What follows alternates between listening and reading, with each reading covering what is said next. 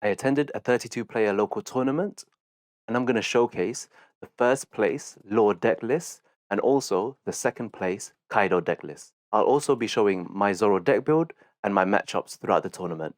Let's get into it.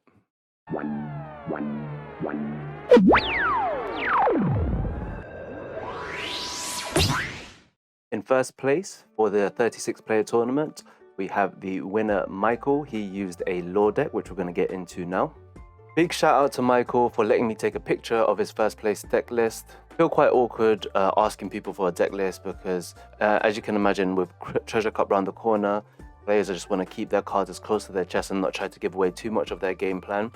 I think in this tournament, there was a lot of testing just to see what would go right and what would go wrong. Test out ratios and possibly face other decks to see exactly what might need to be changed. But let's get into the deck list. You've got 4 choppers, self-explanatory. Have them on the field with the shambles effect from leader lore, bounce it out for a stronger character. Got Nami, Search and Nami, 4 of them to possibly look for Nico Robins, Luffy, Rush Zoro. Starter deck Brook, where you can add 2 Rested Dawn to another character. I can imagine this mainly being used for counter cards. However, it can be a potential body on the field, so you can use the leader lore effect. A Kiku, or only one Akiku. You attach 1 Dawn when a Kiku attacks, then you can rest a character with a cost of 5 or less. Very good for resting blockers or stronger cards that you want to get rid of the next turn. You got 2 Izus, where it's got a similar effect, but on play you rest a character of I believe 4. Also can be used for 2k counter. 2 starter deck Luffy's, the Rush one. Surprised to see only 2 being ran here. I usually see around 3, but as we get into it, we'll see what other 5 costs there are. 4 Capone Bages, similar to Chopper. Got 4 Bonnies to search for supernova cards like Beige, Lore, Luffy, Zoro. 3 Nico Robins. Good to play very early in the game in order to get rid of blockers and low power cards. 2 Paradise Waterfall with a cost of 1, and character lead against 2000, and on top of that you can make a character active again, so then it can't be attacked or and swung into. You've got 4 OP01 laws.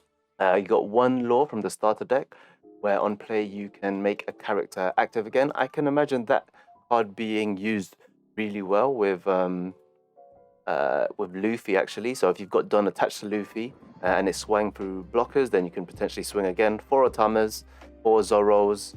Otamas mainly being used for counters and potential power downs.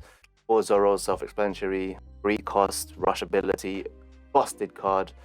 Got 2 Red Hawks, great way to defend and also get rid of low power cards. 4 Jet Pistols and 3 8 cost kids. Okay, so let's get into the 8 cost kid.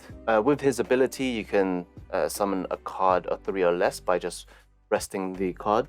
We'll break down the 3 cost cards, which is a Kiku. So I see a Kiku as an annoying card that I just really want to get rid of, and it gets played early game, so I put her on the same level of annoyance as Robin and Boa Hancock, that it can be used in the Dofi deck. You can potentially use Kid's ability for Izu as well to rest opponent's cards. Bring out Robin if you want to apply more pressure and get rid of cards. Rush Zoro. And I would say those are the main ones that you can be summoning on the field. And with the lore effects, I played on the sim. Someone used his effect really well where they played a Tama. I've never seen this combo before actually. They played a Tama, minus 2k to my 8 cost kid, played lore, then used the effect of lore to bounce back a Tama, bring a Tama back to use her effect once again to then essentially make my 8 cost kid from 8,000 power to 4,000 power. So that's something to keep in mind when using this deck, because with only having 4 life, you want to protect as much life as you can, and on top of that, getting rid of your opponent's cards or blockers. Now let's move on to the second place deck. This is Brian's deck. He went 4-1. Michael went 5-0. So let's start off with the kings. Got 4 of the starter deck kings.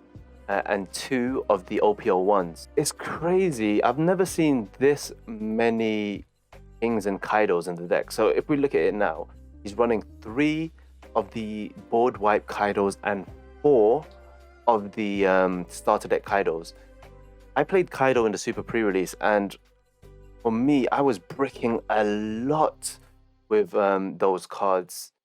There's obviously no counter, and you draw them early game, then you're just kind of screwed unless you manage to get Oni, which is about a 10% chance of drawing in your hand.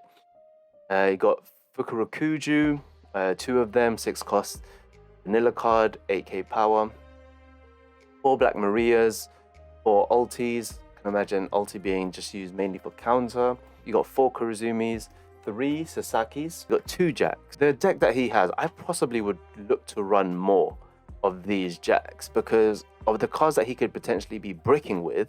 Then boost up your Don with Jack's effect. I would look to run more, but I mean, he came second, so who am I to say? Running 4 Blast Breaths, 2 Thunder Bagwas, and obviously 4 Onis. Looks like a pretty standard deck to me. Not that many changes that I would make. Possibly lessen the big beaters like the board wipe Kaido, maybe the rush Kaido, and even the starter deck King. In this 36 player tournament, we only had 2 Kaido players actually, and he was the one to make second place. We were having a conversation about this, like with the risk of running Kaido, it seems to be quite high because you don't draw Oni and then you brick in your hand, then it's just going to be a very long game for you. However, if you do manage to get a good run, Kaido's always looking to make top cut in terms of tournaments.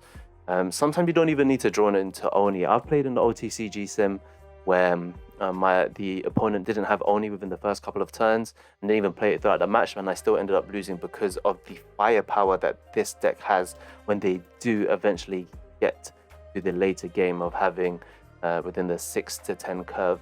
If you've enjoyed the video, Gomu Gomu Pistol that like button, subscribe if you want to be Nakama, and hit that Shandorian bell to be notified on future videos. My name is Mello. Thanks for watching. Peace, love, and stay blessed.